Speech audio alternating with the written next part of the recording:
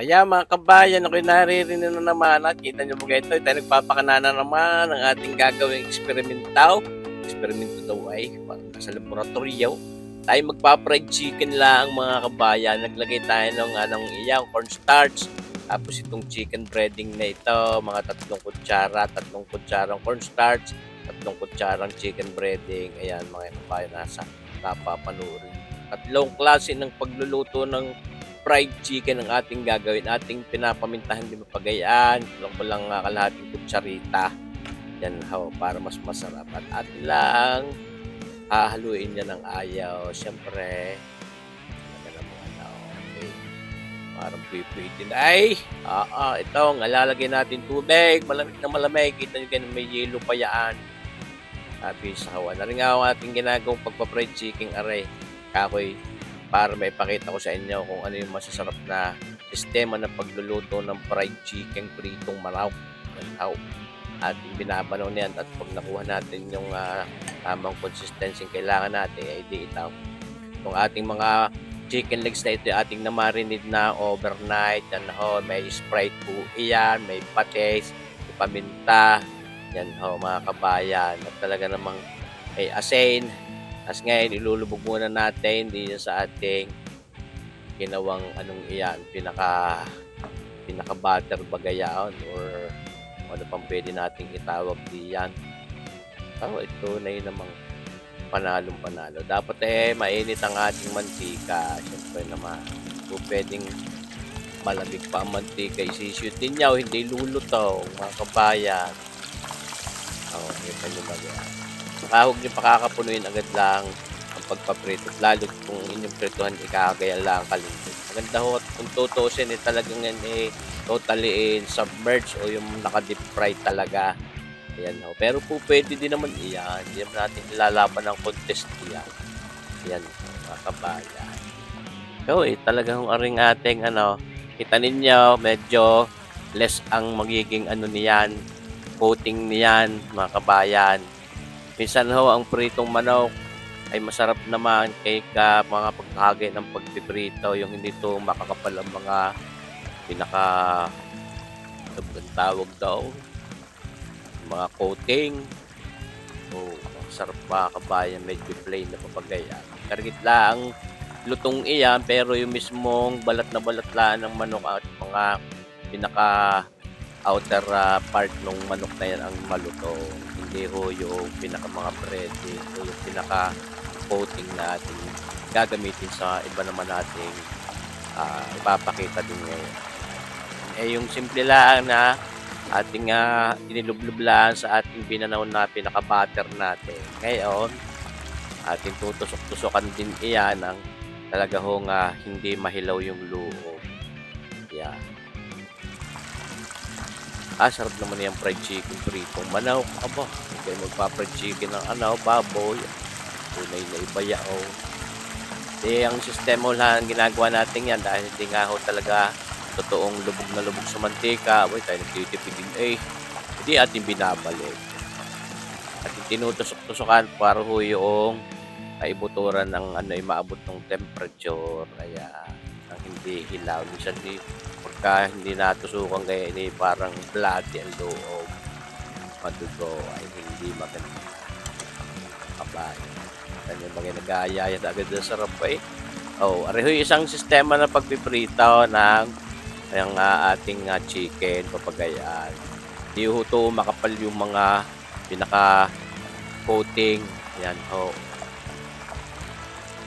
Sila ang patuloy na binabalik-balik siyempre para balance yung pagkakapagluto at baka yung kabilay sunog, yung kabilay hilaw. Simple lang din naman ang ginagawa natin ito. Siyempre mga kabayan, at pagpiprito lang para nang sagay maipakita ko lang sa inyo iba't ibang klase ng pagpiprito ng fried chicken. Ayan mga kabayan.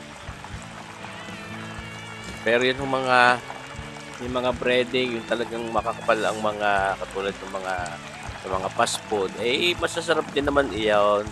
Dahil ho yun kumbaga engineered ang pagluluto noon na talagang may kinokontrol pang temperature. Pero isa naman may supply chain. kapal na kapal nung mga balat, yung pinagbalat na malutong nga eh, puro harina naman, halatang halata mo. Ito ang sistema na sinasabi kong isa pa. Yan, medyo makapal-kapal itong ating pagiging ano dito, cover o pinaka-coating ng fried chicken natin yan. Ay, medyo may biyak-biyak din ng karikate. Kaya yan eh, ayos na ayos din. Ang ayaw ko diyan sa mga ganyan sistema, yung hindi ho talagang butter at may powder pang ganyan. Dahil nakakanas din yan sa mantika. Nakakalas din naman kung tutuusin minsan. Pero may naiiwan pa rin naman. Siyempre, kako nga eh, humapapagayan eh, depende sa ating gustong sistema, sa style. Pero masarap din ho ito, mga kabayan. Talagang hindi rin naman gayong kakapal pa ang ating ginamit na diyan, pinaka-coating. Yan ho. Talagang ating pinakapalaan ng karikate, yung ating padalawang klase. At ito naman, siyempre, atin yung ipiprito pa rin yung mga kasama. Siyempre naman, mapahaplas siya sa hapag ng lantaka. Yan, mga kabayan. Ating fried chicken pritong manok, napakasarap din naman ho yan. Pero sa lahat daw, kung tutuusin, alam nyo ang sekreto kung bakit masarap ang fried chicken pritong manok. Yung kahango-hango lang, yung talagang bagong-bagong luto na nausok-usok pa na pagkain yung talagang kinagat nausok-usok pa yung laman sa loob. Yun ho ang the best. Dahil oras ho yung ating fried chicken gayan ay nabahaw, ay nakoy may say, hindi na rin ho gayong kasarap. Kita niya, makapal-kapal naman yung ating pinaka-coating niyan. Yan ho, mga kabayan.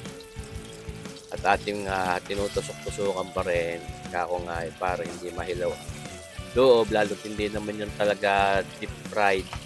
Ayan, mga kabayan. Ating bilak-biakan din at pang sa gayon hindi madali nga ang pagluluto. Talaga naglalaway Asap din naman nga na yung fried chicken. Yan ho, ating nilalantakan na. Nga, sabi ko sa inyo, pinakita ko na lang yung ating paglantak na yan. Pagka makikita nyo sa loob niyan, yan ho, juicy paray ko tutusin. Pero hindi ho siya bloody, hindi ho matugo. Yan ho, mga kabayan. Panalo, kasarap. Tapos inalantak mo papagarni. Pwede ka magkaroon ng sausawang Japanese mayo, pwedeng gravy, pwedeng sarsa ni Mang Tomas. Panalo din. Napakasarap to, mga kabayan. Itong ating fried chicken pritong manok na ito. Ibaga, piniliwanag natin ang karikit. Sabi sa kuway, madilim-dilim yung Kita nyo baga, mga kabayan. Ayos na ayos din ang paglantak ni kabayan Prite. Napapanorma yan. Gusto daw yung mga may makapal-kapal na breading ayos. Salamat sa inyo panunood, mga kabayan. Sana abangan nyo pa rin ating susunod na videos. Mabuhay tayong lahat. God bless!